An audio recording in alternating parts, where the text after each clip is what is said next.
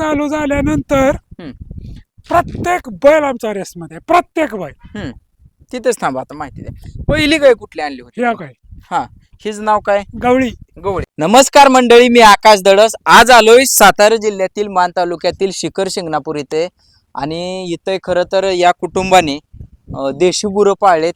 जबरदस्त देशी खिल्लार जातीच्या गायी आहेत, बैल आहेत. आणि यांना सगळं खायला देखील डोंगराचं आणतात. खूप कष्ट करून हे सगळं करतात. आज आपण त्यांची एक छोटीशी मुलाखत घेतलेली आहे. आणि एक आपली सेवा, एक आपलं कर्तव्य पत्रकार म्हणून आपण त्यांची ही मुलाखत घेतलेली आहे. ही मुलाखत सगळ्यांना विनंती आहे की जास्तीत जास्त शेतकऱ्यांना शेअर करा, जास्तीत जास्त लोकांना शेअर करा. कारण आपली खिल्लार जनावरं ही वाचली पाहिजेत. कारण खिल्लार जनावरं ही महाराष्ट्राची शान आहे, आन बान शान आहे. ही खिल्लार जनावरं वाचणं, देशी जनावरं वाचणं ही आपल्यासाठी काळाची गरज आहे. बर, आता सध्या या देशी 5 गायी मोठ्या आहेत, 2 मीडियम आहेत आणि 2 बैल आहेत का? 3 बैल आहेत. 3 बैल आहेत, 3 वासर आहेत. 2 बर, चला ह्याची ओळख करून द्या. ह्या बैलाची लांबनच द्या. गुड्डी. गुड्डी ही किती महिन्याचा आहे, कुठली जात आहे? 24 महिन्याच्या आसपास आहे.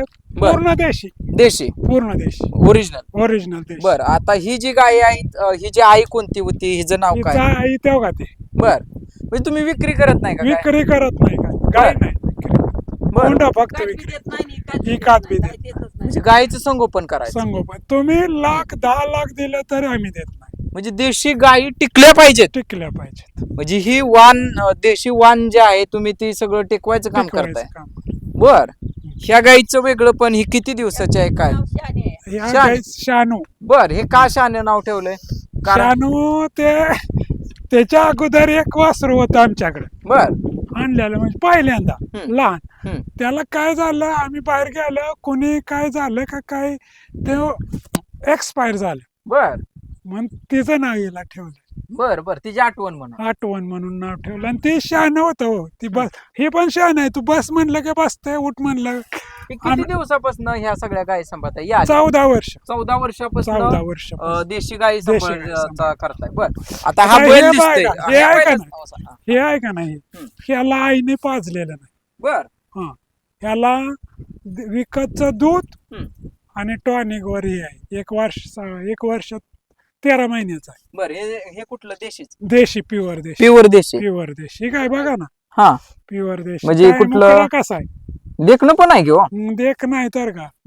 चेहरा, नाक, बेक, कान सगळा मिळून खर्च आता त्याचा 13 महिन्याचा जवळजवळ 25,000. 25,000. आणि ही इकडे हे जे खातच म्हणतो, हे जे आपला चारा आहे, हे डोंगराचा आहे का? डोंगराचा चारा आहे. म्हणजे ही तुम्ही स्वतः जाऊन आणायचा स्वतः. बर, लका लय मेहनत आहे तुमची. मेहनत आहे. बर, आता ह्या बैलाबद्दल माहिती द्या. हा क्रॉस आहे, म्हैसूर क्रॉस. हा मग शर्यतीचे आहे? शर्यतीत. बर, शर्यतीला पळायला जातोय, अजून ट्रेनिंग चालू आहे. ओके. म्हणजे 14 वर्षात तुम्ही एक पण गाय विकली नाही? एकही गाय विकली नाही. 6 खोंड विकलेत आम्ही. 6 कोंड. त्यातले जोपर्यंत रेस नव्हती तोपर्यंत आवताला गेली. बर, रेस चालू झाल्यानंतर प्रत्येक बैल आमचा रेसमध्ये प्रत्येक बैल. तिथेच थांबा, आता माहिती द्या. पहिली गाय कुठली आणली होती? ह्या काय हिच नाव काय? गवळी.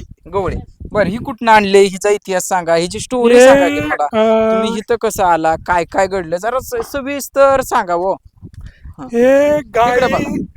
ही गाय पिंपरीची आहे. पिंपरी कुठली? राजगे पिंपरी. राजगे.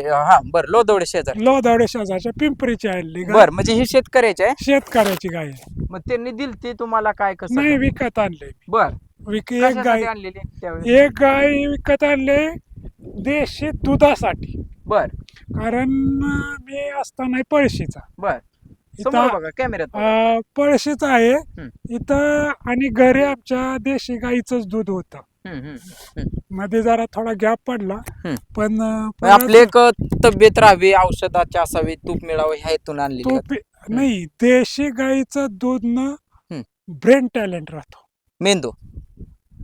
ओके, सगळ्याच बाबतीत ते माझे प्युअर आहे. नादखोळा. बरं, मग तिथनं तुम्ही इकडे हे शिंगणापूरला आणले का पहिल्यांदा हे? नाही ही आम्ही शिंगणापूरला आलेलो 19 वर्ष, पण ही गाई 14 वर्षापूर्वी आणली. 14 वर्षापूर्वी ही गाय आणली. हिचं नाव काय ठेवलं ती सांगा. गवळी गवळी. गवळी. बर, आता ह्या गायीपासून किती गाया झाल्या, किती बैल झाली? ह्या गायीपासून त्या 4 गायी आणि हिची 5 आणि ती 8-9 खोंड झाली. बर, हं. आता ही कुठली आहे 2 नंबरची? ही तेव्हा ती 2 नंबरची. त्याच्या पलीकड ते ह्या गाय अलीकडच्या गायचीच आहे. ती आहे ती पलीकडची हिची आहे. आणि आमच्या गायला हाय फीक काही असलं काही समजत नाही. बर, समोर बघा, ना हाय क्विक म्हणायचं नाही, त्यांना काही समजत नाही. त्यांचं बरं. नाव घेतलं तरच त्यांना काय. बर, आता आपण मेन विषयाकडे येऊया. तुम्ही देशी गायी का सांभाळता त्याचं मला उत्तर द्या. आम्ही देशी गाई पहिलं तर दुधासाठी. बर, आणि दुसरं म्हणजे आम्ही परमार्थी असल्यामुळं अध्यात्म. कुठंतरी अध्यात्मात असल्यामुळं कुठंतरी पुण्य झालं पाहिजे. हे गोसेवा. गोसेवा. बर, मला एक सांगा, ही गुरं सांभाळून तुम्हाला एक समाधान मिळतं का हो? समाधान भरपूर. बर, आता मला एक प्रश्न विचारू का तुम्हाला? विचार. अगदी राग नाही आला तरी चालेल, म्हणजे सॉरी मार का आधी. संध्याकाळी शांत झोप लागते का? इथं आता आलो मी, आम्हाला समाधान मिळलं, मी गुरं बघून का आलो. इथं असं दुसऱ्या जनावरासारखं वास नाही, पावा नाही तर किंवा दुर्गंधी कुठलीच नाही. नाही, असं समाधान काय मिळतं ते सांगा. नाही मी काय म्हणतोय, आम्ही सकाळी समोर उठलं ना, हम्म. पहिलं उठल्या एकही इथं कसपट सुद्धा दिसणार नाही. बरोबर आहे. नंतरच काय असेल ते चहा पाणी नंतर पहिली गोसेवा. गोष्या हम्म. त्यांना लोटून झाडून काढणे हम्म. आणि खायला टाकून मग चहा करणे. बर, आता मी तुम्हाला अगदी एक मित्र म्हणून एक प्रश्न विचारतो. आता आपल्याकडे जे कार्यक्रम होतात, कुठले कार्यक्रम असले, एखादा कार्यक्रम असला की त्याच्यासाठी देशी गायचं गोमूत्र तर खूप महत्वाचं असतं. म्हणजे तो एक विधी शास्त्रानुसार असतो आपला. मग ते जर पाहिजे असेल तर ते तुम्ही देता का किंवा तसं काय? आम्ही गोमूत्र देतो. फक्त आधी आणि- फोन करायला लागतो का? आम्ही गोमूत्र देतो तुमच्या आतापर्यंत तरी का नाही कार्यक्रमाला, म्हणजे विधीला तुमच्या तर देतो. पण शेतीला एखादा आला तरी 10, 20, 25, 50 पर्यंत म्हणजे जे आपले शेती म्हणजे डाळिंब शेतकरी असतात आपले, त्यांना मोहीमधले आहेत, देतो. मार्केटमधले आहेत. आतापर्यंत आम्ही कुणाचेही पैसे घेतले नाही. निशुल्क दिले. आणि ह्या गाया निशुल्कच तुम्ही सांभाळताय? गोमूत्र निशुल्क दिलाय आम्ही त्यांना. बर, त्याची कुठलीही काय इच्छा नाही पण- अपेक्षा नाही तुमच्याकडून आम्हाला. आणि अजून काय काय ह्या गायांपासून तुम्हाला काय समाधान मिळतं, कशी झोप लागते ते मला जरा सांगा. म्हणजे शांत वाटतं का? पहिली गोष्ट सांग का, हम्म. तुम्हाला तर शारीरिक त्रास बऱ्याचशा गोष्टीचा कमी होतो. बर, म्हणजे ह्या गायांमुळं मला आता तुमच्या ह्या आजी बघितल्या, इथं चालणं असेल. आता मी स्वतः पण एक पेशंटच आहे, खरं बोलतो. म्हणजे मला नाही चाललं तर मला सुद्धा त्रास होतो. पण तुमचं चालणं असेल, मेंदू असेल, BP शुगर सारखे अनेक आजार कमी होत असतील ना? मी म्हणजे 14 वर्षात एकदाच आजारी पडलो. हा देशी गुराचा फायदा आहे. देशी गुराचा हा फायदा. आता जवळजवळ 14 महिने झाला मी पित्ताची सुद्धा गोळी खाल्ली. पित्ताची एक सुद्धा गोळी खाल्ली. बर, आता आपण मेन मुद्द्याकडे. तुमचं सकाळचं ह्या आजी आणि तुमचं शेड्यूल कसं असतं? म्हणजे किती वाजता उठायचं, गुरु किती वाजता सोडायचे, अगदी त्यांची धार पहाटे असेल? 3 वाजता उठायचं. बर, 6 वाजेपर्यंत आपला कार्यक्रम करायचा, जप वगैरे ठीक करायचं. आहे काय आपला असेल विधी. ते. 6 वाजता गुरांची शेण वैरण करायची आणि गवत आणायचं. बर, मग उन्हाळ्यात आता आपल्याकडे जरा, म्हणजे मी स्पष्ट बोलतो, आपला मान तालुका आहे, मी पण मान तालुक्यातला आहे. पाऊस तर थोडा कमीच आहे. यंदा जरा अडचणी आहेत. मग चाऱ्याचं कसं काय? डोंगराला तर थोडं पाऊस नसल्यामुळे चारा कुठं आहे? मी पण अगदी उन्हाळ्यात ना, उन्हाळ्यातल्या चाऱ्याला यावर्षी पाऊस नसल्यामुळे नाही, पण आमच्याकडे मटकीचं बुसकाट आणि बाजरीच्या लुंग्या असतात. बर, मटकीचं बुसकाट निघतं साधारण एक 150-200 पोती. बर, ते आपल्या माळात पिकतं ते. हे माळात मटकी पिकते. हा, माहितीये की.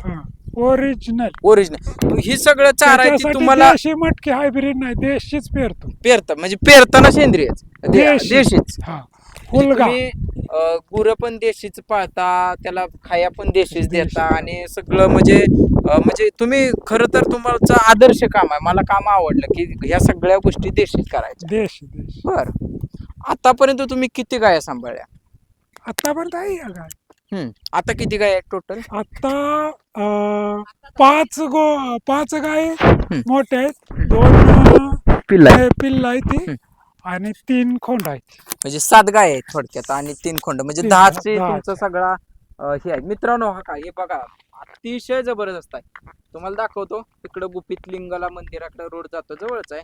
आणि त्यांनी हे सगळं केलेलं आहे. आजी आहेत आणि हे मामा आहेत, ह्यांनी दोघांनी ह्या सगळ्या गायांचा सांभाळ केला आणि इथं सगळं खायला बघा देशीचं आहे आणि खूप समाधान वाटतंय. म्हणजे आम्ही स्वतः इथं आलो, बघितलं आणि गुरं देखील चांगले सांभाळलेत. यंदा जरा पाऊस जरी कमी असला तरी त्यांनी नियोजन चांगलं केलंय. तुमचं नाव सांगा, नंबर सांगा आणि तुम्ही काय काय ह्याच्या माध्यमातून सामाजिक काम करता ते सांगा आणि लोकांकडून तुम्हाला काय मदत पाहिजे ते देखील सांगा. आपले काही लोक बघणारे असतात, ते तुम्हाला फोन करतील, काय तुम्हाला अडचण असेल ते देखील सांगा. नाव रघुनाथ शिवदास भोजने. बर. मोबाईल 81 81 31 47. तुमच्या पुढे आता अडचण काय असेल ती पण सांगा. अडचण आमची काही नाही. कोणीही कॅन्डिडेट डाळी ज्याला गोमूत्र पाहिजे ना, त्यांनी फोन करून आला, निशुल्क निशुल्क. निशुल्क गोमूत्र. हो. ओके. तूप वगैरे नसेल तर तूप नाही, कारण दूध आम्हालाच पुरत नाही, कारण मी 1 टाइम जेवतो बर संध्याकाळी. ओके, मग त्याच्यासाठी दूध लागतं. दूध लागतंय. बरोबर आहे. बरोबर. बघा मित्रांनो, खरंच एकदा इथं भेट द्या, खूप समाधान वाटतंय आणि धन्यवाद बरं का, तुम्ही वेळ दिला, आम्हाला मुलाखत दिली. मनापासून तुमचा आभार.